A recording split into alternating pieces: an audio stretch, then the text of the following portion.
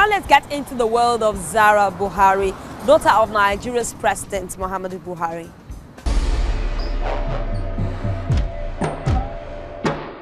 Zahra Buhari first came into limelight during the period leading up to the Nigerian general elections in 2015, when one of her pictures went viral on the internet and her identity was revealed as the daughter of the then presidential aspirant, Muhammadu Buhari, who is now the president of Nigeria.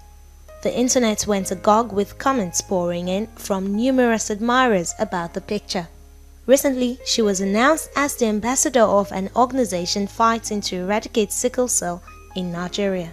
I've been working with the Sickle Cell Aid Foundation for about a year now, and it's been very exciting and fulfilling, I must say.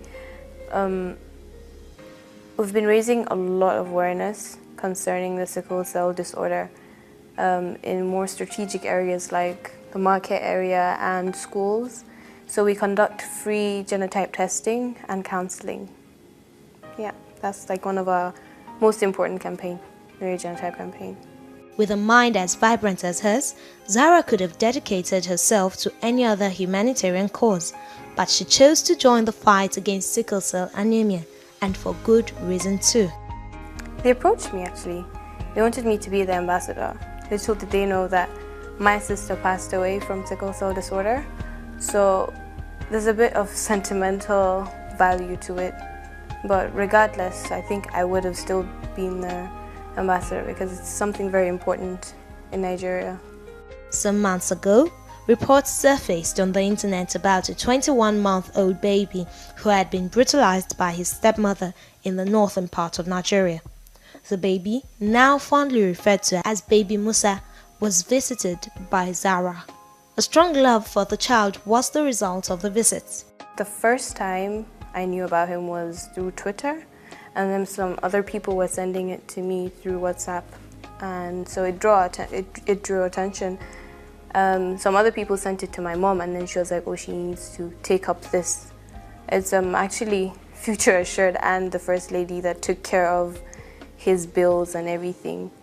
But I visited them, like representing my mom. And so I got used to his mom as well, Musa's mom. So Musa really improved in a very short period of time, thanks to the doctors and the nurses that took care of him. Having been admitted in a hospital after reports of his situation surfaced online, Baby Musa has returned home, and this young woman does what she can to keep up with his progress. He's doing very well.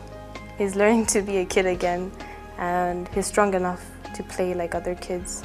She recently built an orphanage for children, and a number of children in the country now occupy the building. Over 90 children, actually. Yeah. Over 90 children are benefiting from living in that orphanage, a more conducive environment.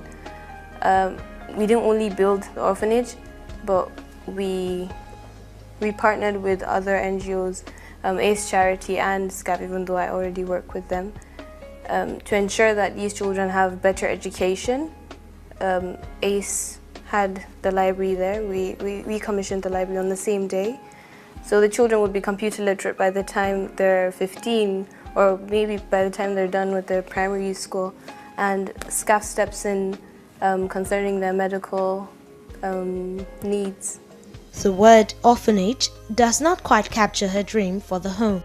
It's not actually an orphanage. It's a children's home.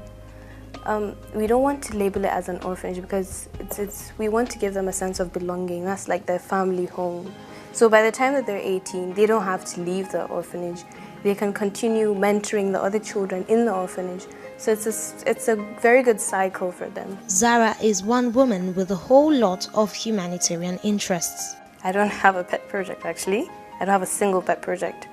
Every project that I do is a pet project to me. So I don't really label any particularly as a pet project. Anything that I have my hands on, I do the best that I can with it. That's just how I do my things. Recently, she graduated from the University of Surrey, England, and she has plans for her new status as a graduate. To change the world. basically start from Nigeria. Obviously, you'd want to start from where you're from. It doesn't matter where in Nigeria. But I want to be able to make a difference, positive difference, not just any kind of difference. I want to be able to be one of those young people that that people could look up to.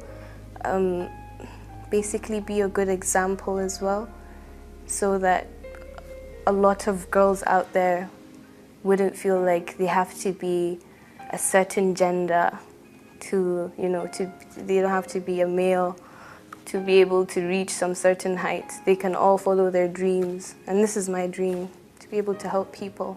Zahra's father, President Muhammadu Buhari, was once in the Nigerian military. During his period of service, he spent some time as the country's head of state.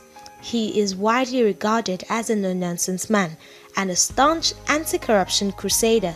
Yet, Muhammadu Buhari, the leader, is totally different from Muhammadu Buhari, the father. Well, when he wasn't a president, it was normal, I guess. I would think of it as normal because he was very nice, humble. We spent a lot of time with him and we learned a lot from him. He was always there for us. Actually, he would help us with our homeworks. We would spend evenings with him, have dinner. It was quality time. Yeah, we had a lot of quality time with him. But now, not the same, of course. Values passed from parents end up shaping the lives of their children. Zahra is no different. Discipline was very important. I wasn't the center of attention in this story, but it was my sister. She did something that wasn't so respectable. She was rude to someone and he pointed it out. You can never be rude to anyone. No one, regardless of where he's from or who he is, you can't be rude to anyone. So good human relation is very important to him. Her mother, Aisha Buhari, is an equally influential figure in her life. She's like my best friend, really. Anything that I want to do, most of the time I tell her before anyone else. So she helps me in decision making. She supports me a lot. Even with the sickle cell, she was my first donor. She was the first person to donate medicine to our beneficiaries. So stuff like that I won't forget. By virtue of being the president's daughter, her life is one of comfortable circumstance. Yet, she maintains that her love for humanity would remain the same if circumstances were different. I was actually doing this years before.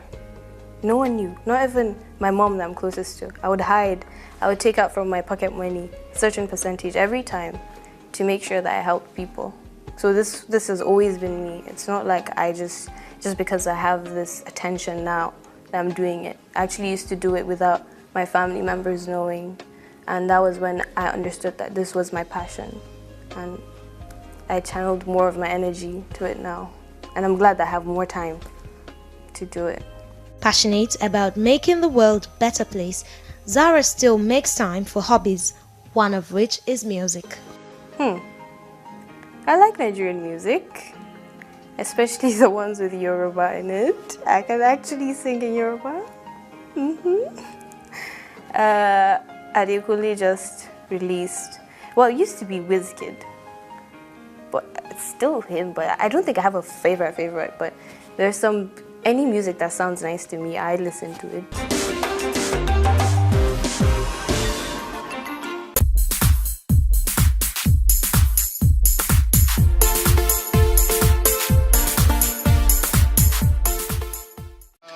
Oh shit, oh take, pray them niggas go away. Oh, we sell the clowns around, it look like circus show, like.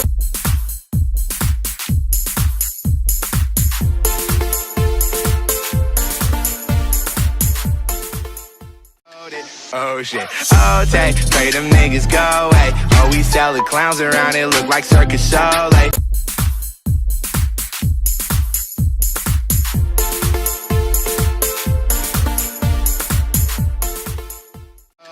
Oh shit, oh take, pray them niggas go away. Oh, we sell the clowns around it, look like circus show. Like